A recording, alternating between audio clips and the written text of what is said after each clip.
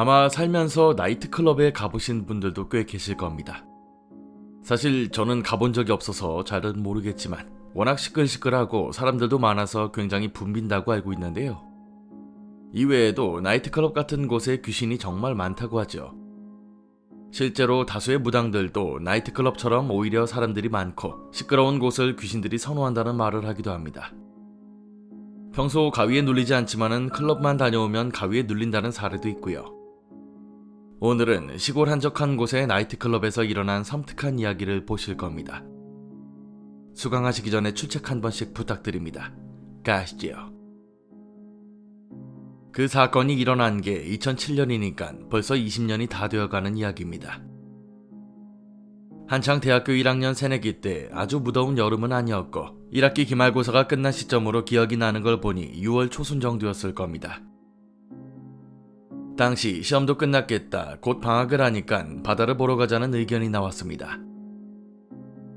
저희는 공대 특성상 여자가 별로 없었기 때문에 남자들끼리 다녔고 그중 마음이 맞는 동기 두 놈과 차를 한 대 빌려 충남 태안을 가기로 했습니다. 20살 남자 3명이서 계획을 세워봐야 얼마나 거창할 것이며 치밀했겠습니까? 그 당시에도 내비게이션이 있긴 했지만 요즘처럼 스마트폰 길 안내라던가 실시간으로 길 찾는 방법이 조금은 어려웠던 때라 결국 길을 잃고 말았습니다. 초행길이고 운전도 서툴며 막상 시내만 깔짝대고 몰고 다니다 나름 장거리를 운행하니까 쉽지 않았던 겁니다. 초여름이라고 해도 금방 해가 떨어지고 이대로 가다가는 길을 잃을까 싶어 대충 근처 동네라도 찾아서 들어가기로 합의를 보고 이리저리 찾아다녔습니다. 그런데 웬걸, 최초 계획을 세운 여름 해수욕장은 아니었지만 노천 카페나 음식점, 모텔 등이 밀집한 곳이 눈에 띄었습니다. 일단 그곳에서 방을 잡기로 하고 가장 허름하고 싸보이는 모텔에 차를 주차한 뒤 방을 잡았습니다. 해가 제법 기울어 자세히 확인할 수 없었지만 근처에 작은 계곡을 낀 유원지 같은 곳이었죠. 길을 잃는 바람에 최초 계획에선 어긋났지만 어차피 초여름이라 비수기에 바다를 가도 사람도 많지 않을 게 뻔해서 20살의 친구들끼리 온 첫 여행에 대한 설렘에 만족했습니다. 가까운 가게에서 술이며 먹을거리를 사들고 밤새 이런저런 이야기를 하며 남자 3놈이서 참 재미없게 놀고 있다가 한 친구가 노래방을 가자고 제안했습니다. 돈도 좀 남았고 어차피 다음날이면 집으로 올라와 오래 머물지도 못할 것 같아 나머지 둘도 동의해 일단 나왔죠. 확실히 비수기에 평일이라 사람이 많지 않았고 오히려 한산할 정도였습니다. 그때 갑자기 한 친구가 저쪽에 나이트가 있다며 손으로 가리켰고 젊은 혈기에 솔직히 큰 기대는 하지 않았지만 혹시나 하는 부킹에 대한 기대감과 노래방보다는 재밌을 것 같다는 생각에 그곳을 가기로 했습니다. 사실 말이 나이트클럽이지 도시에서 다니던 곳과 확연히 다르며 그냥 도시에서는 구석진 동네에 있는 캬바레 분위기가 물씬 나는 곳이었습니다. 저는 유독 다른 친구들에 비해 그곳이 참 마음에 들지 않았던 걸로 기억합니다. 마음에 들지 않았다기보다는 뭔가 꺼림칙하고 들어가기 싫은 느낌이 강하게 들었죠. 아무튼 막상 가자고 합의는 봤지만 제가 좀 망설이는 것 같으니까 친구 중 하나가 어차피 보고 싶던 바다도 못 보고 길도 잘못 들어서 기분도 잡쳤는데 자기가 돈을 좀 더 써서 룸을 잡아주겠다고 하는 겁니다. 룸이나 홀에도 사람이 없을 것 같은 을씨년스럽기까지 한 이곳에서 룸을 잡는다는 게 솔직히 지금 생각해보면 웃기기까지 했지만 저도 어릴 때고 그냥 놀고 싶은 마음이 더 커져서 따라 들어갔습니다. 지하를 따라 계단을 내려가면 입구가 있고 출입문이 옛날 영화관 방음 출입문처럼 푹신푹신한 쿠션 같은 게 붙어있는 여닫이 문이었습니다. 안에서는 뭔가 시끄러운 음악 소리가 들리긴 하는데 스테이지를 보니 두어 사람 춤추고 있고 예상했듯이 그냥 아줌마 아저씨가 몇 분, 저쪽 구석에 심하게 어두워서 잘 안 보이는 테이블 몇 명 정도가 다더군요. 아니다 싶어 나가려던 찰나에 연세 지긋해 보이는 웨이터분이 저희를 잡는 겁니다. 뭐 평일이고 사람도 없는 것 같아도 아직 피크 시간이 아니며 가끔 젊은 여자들도 온다며 저희를 일단 안심시키고 붙잡아 두려는 것 같았지요. 그분의 말을 100% 다 믿은 건 아니지만 일단 겉보기보다는 나름 내부 시설도 괜찮고 좀 이른 감도 없지 않았으며 무엇보다 친구가 쏘겠다는 말에 룸을 잡아달라고 했습니다. 요즘 나이트를 잘 안 다녀봐서 어떨지 모르겠지만 그때 당시 서울 기준 나이트룸은 양주에 기본 안주 세팅해서 맥주 서비스로 20만원가량 했을 때였습니다. 근데 15만원에 맞춰주겠다는 겁니다. 많은 걸 바라고 간 건 아니었지만 그 정도면 괜찮겠다 싶어 그냥 룸을 잡아버렸죠.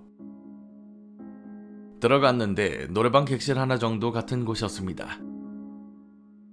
어차피 3명이라 넓은 곳은 필요 없었지만 웨이터분께 예의상이라도 팁을 좀 드릴 테니 괜찮은 아가씨 있으면 부킹 좀 부탁드리고 노래방 온 것 마냥 몇 시간을 놀았습니다. 양주도 한 잔 두 잔 3명이서 나눠 마시니까 양도 별로 없고 기대한 저희가 멍청했다는 생각에 몇 시간 더 놀고 그냥 숙소로 가서 잠이나 자려고 했습니다. 그때 누군가 룸의 문을 열고 들어오는 겁니다. 처음에는 웨이터가 팁 받으러 왔다던가 부킹 여들을 꽂아주러 왔나보다 생각했는데 웨이터는 보이지 않고 웬 여자 2명이 자연스럽게 마치 처음부터 들어오려고 준비했다는 것처럼 문을 쓱 열고 들어왔습니다. 근데 그 순간 제가 문이 열리면 바로 정면에 볼 수 있는 가운데 앉아 있었는데 지금도 잊혀지질 않습니다.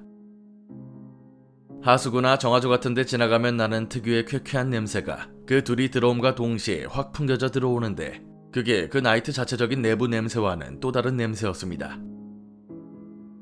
진짜 기분이 더러워지는 냄새였죠. 그렇다고 그 여자 둘이 심하게 못생겼다거나 몰골이 더럽다거나 안 씻고 다니게 생겼다거나 한 건 절대 아니었습니다.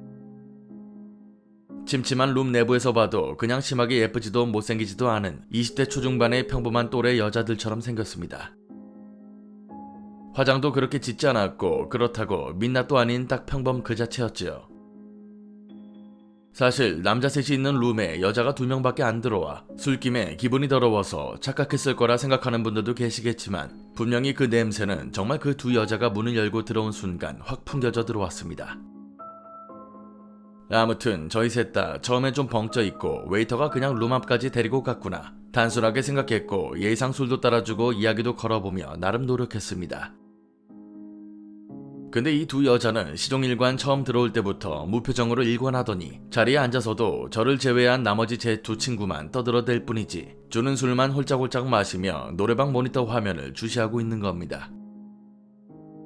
사실 남자들끼리 노는 것보다 100번 괜찮은 일이었지만 그렇게 대단히 내세울 것 없어 보이는 여자들이 나가지도 않고 술만 축내고 있으니까 저희도 슬슬 열이 받기 시작했습니다.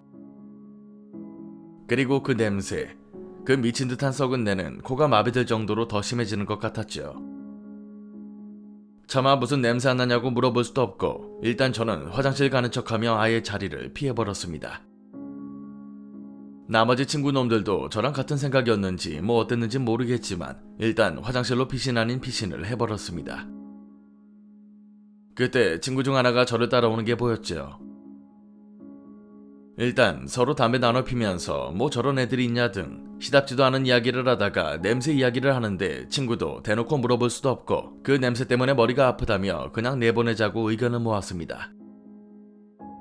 그리고 다시 룸에 들어갔는데 여자들은 온데간데 없고 남아있던 친구놈 하나가 노래방 모니터 화면에 바짝 다가서서 마이크에다 대고 노래를 하는 건지 뭔 이상한 주문을 외우는 건지 중얼중얼거리는 겁니다. 저희는 뭐 하는 거냐며 다가갔는데 갑자기 이놈이 개거품을 물고 쓰러지는 겁니다. 정말 당황했죠. 얼굴에 물도 부어보고 뺨도 때려보고 쌩 난리를 다 쳤습니다. 제가 그러는 사이 친구 하나는 룸 밖으로 나가서 사람 불러오겠다며 나갔지 아까 냄새나는 여자들은 어디 있는지 보이지도 않지 그냥 미치기 일보 직전이었습니다. 다행히 웨이터분이 달려오셔서 얼음으로 마사지하듯이 응급조치를 하시더니 금세 친구가 뭔가 토하듯이 뱉어내고 안정을 찾기 시작했습니다. 아저씨는 친구를 자신의 등에 업히고 나이트 내의 작은 방에 친구를 눕혔습니다. 다행히 큰 위험 상황은 아니었던 것 같았죠. 그리고 화장실에 같이 갔던 친구와 제가 뭘 어떻게 해야 되는지 몰라 서 있으니까 아저씨가 담배 피냐고 물어보시고 조용히 밖으로 불러내시는 겁니다. 친구와 저는 진짜 이게 뭔 일인가 싶고 참 어이가 없어서 일단 담배 한 대 피우며 진정한 후 아까 그 여자들과 있었던 일을 말했습니다. 그 여자들은 누구며 저희 친구한테 무슨 이상한 짓 하고 도망간 거 아니냐는 등 근데 담배를 한참 태우시며 듣고만 계시던 웨이터 아저씨가 사색이 되시더니 자기는 절대 그런 아가씨들을 들여보낸 적이 없다는 겁니다. 근데 그 표정이 뭔가 좀 많이 놀란 듯한 표정이었고 기분 탓이었는지 모르겠지만 애써 감추려고 발뺌 하려는 듯한 느낌이 강하게 들었죠. 솔직히 멀리서 온 젊은 친구들한테 미안한데 아까는 술 한 병이라도 더 팔아볼 요량으로 헛소리한 거고 이런 비수기의 평일은 아무리 피크타임이라도 젊은 아가씨들은 눈을 씻고 찾을래야 찾을 수가 없다는 겁니다. 순간적으로 친구랑 저는 또 뭔가 싶었죠. 진짜로 거기더 오래 있다가는 정말 뭔 재수없는 일을 더 당할지 몰라 그냥 방에 누워있던 친구 들쳐업고 무작정 도망치듯 빠져나왔습니다. 웨이터 아저씨는 별말 않고 그냥 나이트 입구에서 저희를 지켜보고만 있었고요. 그렇게 숙소로 와서 대충 이래저래 시간 때우니 날이 밝았고 기절했던 친구놈에게 우리가 화장실 간 사이에 무슨 일이 있었는지 물어봤죠. 그런데 이놈이 대관절 무슨 말도 하질 않는 겁니다. 그냥 꿀먹은 벙어리 마냥 식은땀만 삐질삐질 흘리면서 빨리 가자는 이야기만 하더군요. 결국 빠르게 짐을 챙겨 차를 몰고 서울로 올라왔습니다. 그런 와중에도 기절했던 친구는 한마디 말도 안 하고 멍하니 차 창밖만 바라보고 있을 뿐이었지요. 일단 서로 각자 집으로 돌아가고 날을 잡아 소주라도 한잔하자며 약속이라도 한 것처럼 조용히 헤어졌습니다. 그리고 기절한 친구만 유독 저와 나머지 친구는 물론 학과 동기 및 선후배들도 연락이 되지 않았습니다. 그냥 그날 좀 충격을 받아서 그런가 보다 하고 진짜로 그때는 철도 없었거니와 20살 어린 나이에 대수롭지 않게 넘겨버렸죠. 그러는 사이 개학 시즌이 다가왔고 강의를 들으러 학교에 갔는데 기절한 친구놈이 일주일가량 학교를 나오지 않았습니다. 그리고 알게 됐죠. 그 일이 있고 얼마 지나지 않아 그 친구가 자신의 방에서 목을 매 죽었다는 사실을요. 그 친구 부모님께서는 자살한 자식이 뭔 자랑이냐며 외부에 일체 알리지 않으셨고 개강 일주일이 지나서야 평소 친하게 지내던 학과 조교형에게 어렵게 듣게 된 겁니다. 장례식도 간소하게 했기 때문에 아예 죽었다는 사실을 알 수도 없었지요.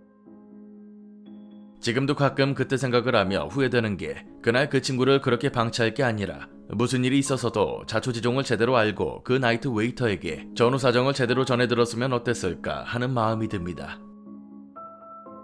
솔직히 그 일과 친구의 자살이 직접적으로 관련이 있다는 그 어떤 물증도 없습니다. 저희가 모르는 다른 힘든 일이 그 친구를 압박하고 있었을지 모르겠지만 그 죽은 친구를 제외한 저와 남은 한 친구는 요즘도 가끔 만나 술잔을 기울이는데 암묵적으로 그때 그 일이 그 친구를 죽음으로 몰았다고 생각하고 있습니다. 분명 그 여자들이 관련이 있을 거라는 걸 우리 둘은 알고 있죠. 군대 가기 전 남아있던 친구와 저는 정말 용기를 내 다시 그곳을 찾아가 웨이터를 만나볼까 생각도 했지만 그때 길을 잃고 우연히 찾은 곳이며 무엇보다도 도저히 다시 그곳을 찾아갈 엄두가 나지 않아서 결국 가지 못했습니다.